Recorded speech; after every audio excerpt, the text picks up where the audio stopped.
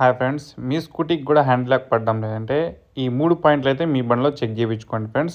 First of all అయితే ఒకవేళ మీ బండిలో అదే కీ సెట్లో ఆయిల్ అనేది కరెక్ట్గా లేకపోతే హ్యాండిల్ లాక్ పడదు.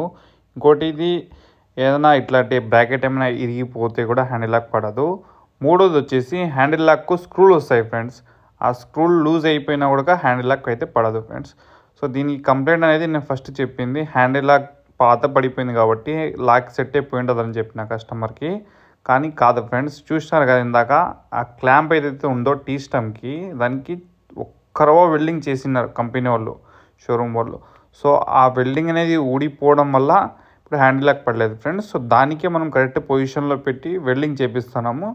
వాళ్ళు కంపెనీ వాళ్ళు లాగా కాకుండా మనం మొత్తం చుట్టూ వెల్డింగ్ చేపిస్తున్నాం ఫ్రెండ్స్ దీనికైతే.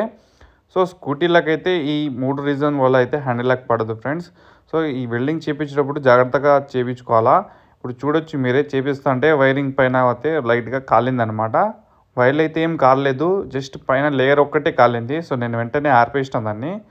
సో ఇట్లా కొన్ని జాగ్రత్తలు అయితే చూసి మనం చేయించుకోవాలి ఫ్రెండ్స్ వెల్డింగ్ చేయించేటప్పుడు కూడా బండ్ల మీద. ఇంకోటి అంటే ఇదే మెయిన్ రీజన్స్ 3 చెప్పాలనుకున్నా మీకు. ఈ వీడియో నచ్చినట్టయితే లైక్ చేయండి.